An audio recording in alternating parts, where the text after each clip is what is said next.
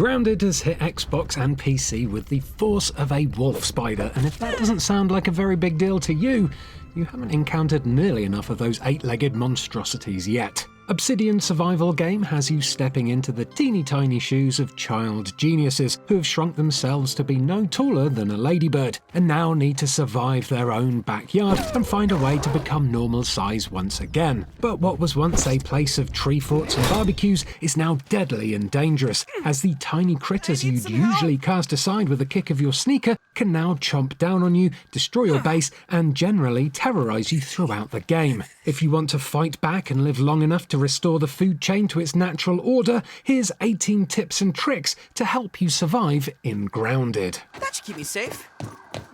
Safer. This is one for when you first start playing Grounded. Pick everything up. You can hold a surprisingly large amount in your inventory, and you can unlock new crafting recipes just by picking up new ingredients. You'll also be able to analyse new materials at the field station, which will unlock even more recipes. But choose wisely, as you'll only be able to analyse 3 items at first, and then you'll have to wait for the analyzer to charge up in between each use. For those of you who are impatient, don't you worry. There's plenty to keep you busy in Grounded.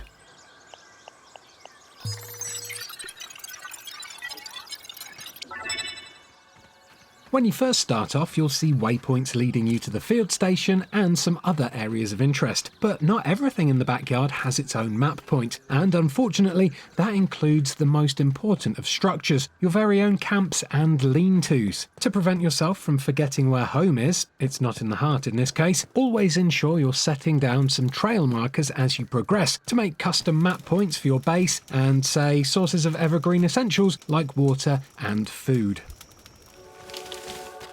There's no two ways about it, you're going to upset an insect at some point in Grounded, and a good way of telling whether they're out for blood or not is looking deep into their eyes. You can immediately tell when an insect is aggressive, as if they're glowing red and coming towards you at breakneck speed, I'd rather not. they're on the hunt. Sometimes though, they're mad at other creatures and you will see critters fighting among themselves, but it's probably best to stay out of their way, unless you want to be a victim of some misdirected anger. No, I'm definitely staying out of that one.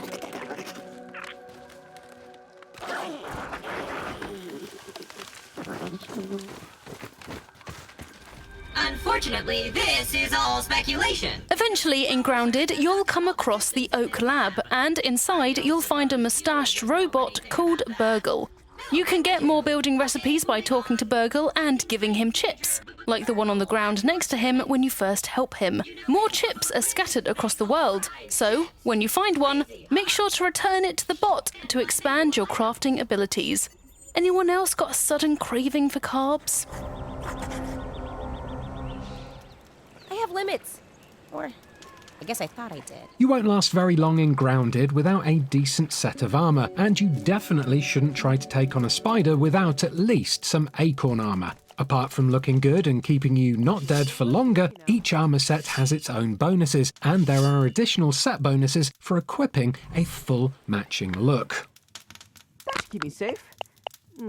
Safer. One of the most useful armour sets early in the game is the Ant Armour set, which allows you to blend in amongst the soldier ants. While normal worker ants won't attack you unless provoked, soldier ants will turn bloodthirsty on sight. So, equipping this armour lets you explore ant nests without getting attacked or chased out. Helpfully, the armour also lets you carry more items when you're hauling, i.e. carting planks of grass or weed stems around. As you can see in this clip, a full set of bee armour will only allow you to carry 5 weed stems. Pop on the ant armour, however, and you can lug up to 8 pieces. Alright, show off. So far, we haven't seen any bees in Grounded, so you might be asking yourself how the hell you get bee armour. The answer is fairly dark, and it's a good idea for you to first equip ant armour as you're going to be delving into the ant nest. Helpfully, there's only one, and all the tunnels connect throughout the game map, so there's no risk of the princess is in another castle type situation. Explore the tunnels thoroughly and keep your eyes peeled, as down in the depths you'll find 3 pieces of bee armour, rather morbidly scattered next to tiny human bones. Best not to think about that too much. Pick 'em up, hoof it out of the nest, and once you don the armour, you'll be able to resist a chunk of fall damage thanks to your new fluffy armour.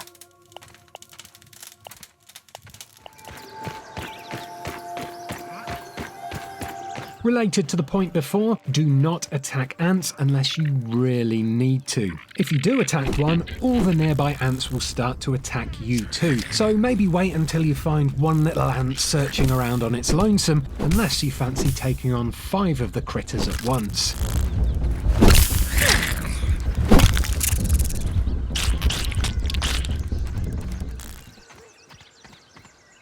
When you first start building, a lean-to should be your top priority, as it will allow you to sleep and avoid the nighttime, when spiders are more active. And the lean-to also works as a custom spawn point. You'll have to remember to set your lean-to as your spawn point, but once you have, it saves you having to trek all the way back to your base from the beginning of the game when you inevitably die. Try to keep the ingredients for a lean-to close to hand when you go out exploring. This way, you can build an emergency lean-to and skip to the morning if you get a little too adventurous and end up too far away from your base when nighttime comes. That's not so bad. Eating and drinking in Grounded restores your hunger and thirst cores, but there's a far more efficient way of getting all your stats in tip-top shape, and that's smoothies. Build a smoothie maker in your base and then start researching smoothie recipes. Liquid Rage is great for when you're about to go into battle, and Green Machine is best for those about to do some serious stamina-sucking activities. Taking down big critters like ladybugs, bombardier beetles and spiders is a massive feat, but there's a couple of ways to give yourself an advantage. Once you've crafted yourself a bow and arrow, find somewhere high to shoot them from, as they're not very good at climbing. It works even better with 2 people, of course, as one of you can distract the creature while the other jumps down and collects the arrows that have fallen off the critter's body. Just be prepared to move quickly if they do get up to your level, and remember that spiders can leap, so you want to station yourself somewhere that's taller than a spider.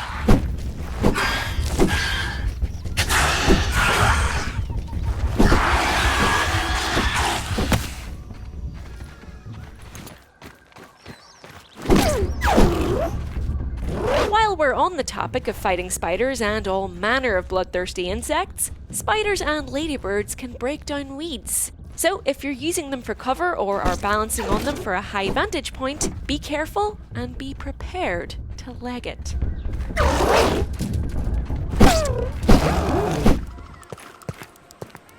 As you play Grounded for longer, your base will, hopefully, get bigger and better. But that comes with some downsides.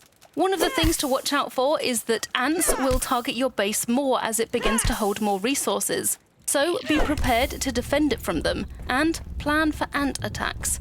Having a bridge they have to cross to get into the base is a surefire way to bottleneck them, making for easy shooting, and have plenty of grass planks on hand to rebuild any broken walls.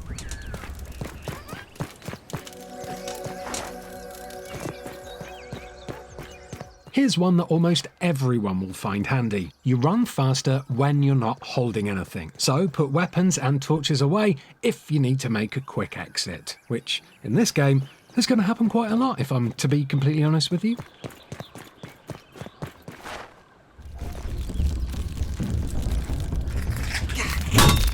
Blocking might be the last thing on your mind when you're being attacked by ants or bigger creatures, but it is worth practicing. Once you master the perfect block, which means you have to time your blocks so they happen at the precise moment that an insect attacks you, it's overpowered as hell, as it'll block all incoming damage without using any stamina.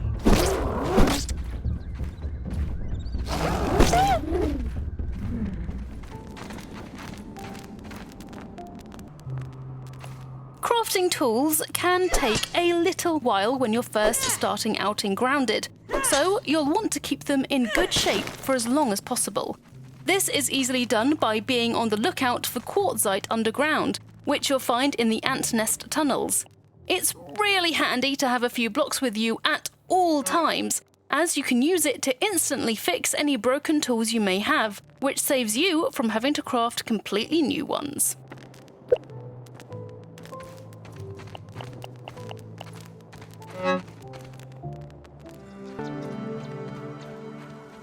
When you start making headway in Grounded, you'll soon realise that you need berry leather, as it's used in quite a few armour recipes.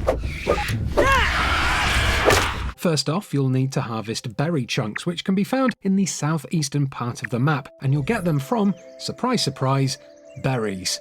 Find the berry bush and you can either climb up it and knock berries down, or you can stand on the ground and shoot them down with some arrows. Then all you need to do is smash them up with an axe and take the berry chunks to an analyzer in a field station, where you'll be able to learn the recipe for berry leather. Be on your guard though, as orb spiders patrol the area around the berry bush, and they do not play nice. Once you do have a bunch of berry bits in your belongings, why not use them to their full advantage and craft yourself one of these amazing chairs? I mean, they look so comfy, so it's a real shame that you can't sit on them properly. Lovely view though, hey.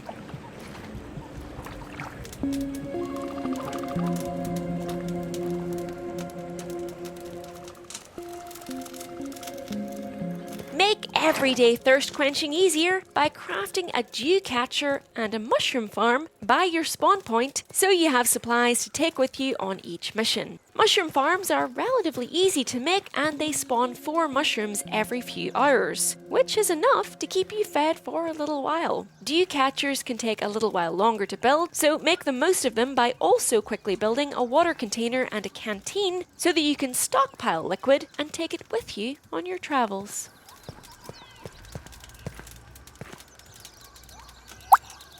So there you go, 18 grounded tips to keep you alive and out of a spider's mandibles. Or at least, that's the plan anyway. If you enjoyed this video, make sure to chuck it a like, and why not subscribe to Eurogamer while you're at it. We release a new video every single day, so there's always something to watch. Now if you don't mind, it's time for me to go and wash some spider viscera off of the inside of my new spider helmet, so I'll see you next time. Bye!